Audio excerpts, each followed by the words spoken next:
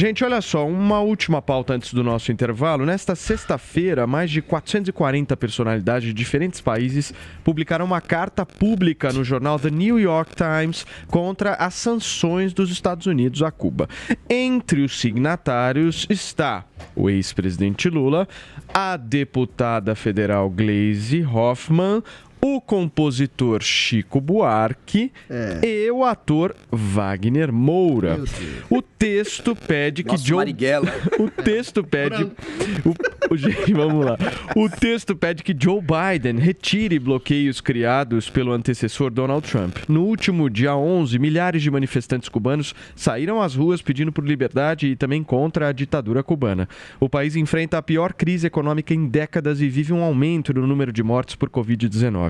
Os protestos foram considerados pacíficos pela Comissão Interamericana de Direitos Humanos, que condenou a repressão violenta. Pelo menos uma morte e 151 prisões foram relatadas. Joel Pinheiro da Fonseca, o velhinho lá nos Estados Unidos, está trabalhando. Está trabalhando. Vamos ver como é que vai ser o posicionamento do Biden com relação a Cuba. O regime cubano é indefensável. Sim, a história é sempre complexa, mas o regime é indefensável, é ditatorial, reprime as pessoas, não tem liberdade de expressão.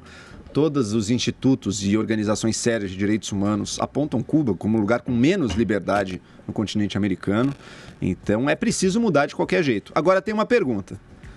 Um embargo econômico, sanções econômicas, eles costumam ser uma boa ferramenta para dar regimes? A resposta é nunca funcionaram, nem Cuba, nem no Irã, nem nenhum outro país que tenha recebido sanções. E por quê? Porque com a sanção econômica, primeiro ponto importante de ressaltar, não é a sanção, não é o embargo americano que deixa Cuba pobre. Cuba é pobre pela organização econômica socialista dela. Tanto que ela comercializa com a Alemanha, com a Espanha, com uma série de países, Líbano, enfim, uma série de países e que sem problema nenhum. Então a economia dela funciona, ela só não comercializa com os Estados Unidos. Não é isso que está impedindo ela de ter riqueza.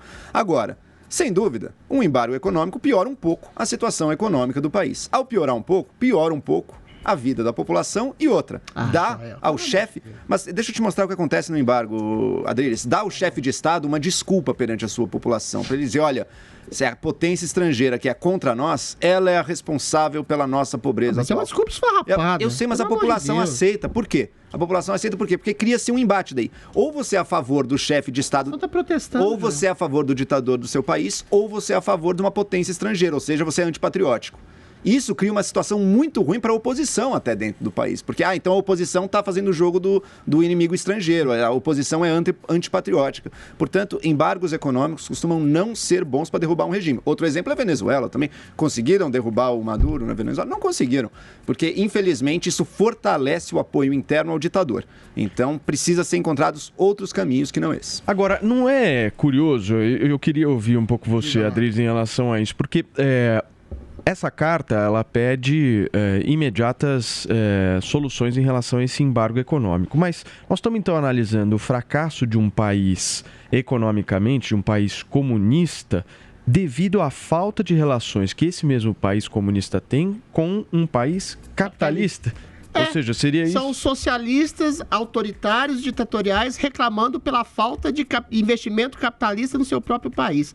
Ô Joel, sinceramente, isso de dizer que o embargo é uma desculpa esfarrapada que qualquer imbecil consegue, com um mínimo de intelectualidade, consegue desbaratar. Ou seja, Cuba, como você bem disse, mostra os exemplos. Faz negócios com outros países. Os Estados Unidos onde funcionou, investe em Cuba, enfim, incisivamente, manda alimento para Cuba. Ou seja, o que me deixa assodado, me deixa absolutamente abismado, é gente, por exemplo, como o Chico Buarque, endossar uma ditadura que oprime, massacra, assassina, persegue seu povo e criar essa desculpa esfarrapada por um motivo que é muito claro para mim, que é a idiopatia. É a idiopatia que faz com que um homem como Chico Buarque, que é um grande cantor, um grande compositor, um grande poeta, se sirva das palavras, quando ele fala em nome da liberdade, para cercear a própria realidade, cegada pela própria ideologia. E essa ideologia cega é que gera a possibilidade da volta, da ascensão de um Lula que também faz endosso direto, por razões mais oportunistas, a um governo ditatorial e assassino como o cubano. Porque aí não é exatamente uma cegueira idiopática do Lula. Aí é um tipo de visão de um provável ditador que tentou estabelecer uma ditadura aqui por meios de corrupção, comprando o Estado brasileiro, e só não se transformou num ditador, utopicamente, como ele queria ser um espécie de Fidel Castro, porque não deu tempo, porque não houve circunstâncias ideais, porque toda ditadura e toda esquerda promove o princípio de uma ditadura. Toda esquerda promove o caminho para um tipo de ditadura socialista e todo socialismo promove a ditadura. O que é uma ditadura socialista? É um Estado que, em troca de segurança, saúde, que nunca chegam, tolhem suas liberdades. É exatamente o que aconteceu com Cuba. E todas essas personalidades... Sabe o que é similar ao raciocínio do embargo? Finaliza, Adriles, por favor. Todas essas personalidades, artistas, influenciadores que endossam a ditadura de Cuba são cegos idiopatas, como o nosso querido Chico Buarque de Holanda. Joel, por favor. Vamos lá, concordo. Cuba é uma ditadura e tem que cair. Infelizmente, o embargo econômico em nenhum lugar do mundo jamais funcionou. Este não é o caminho. Um tweet, Adriles, fecha. Pai,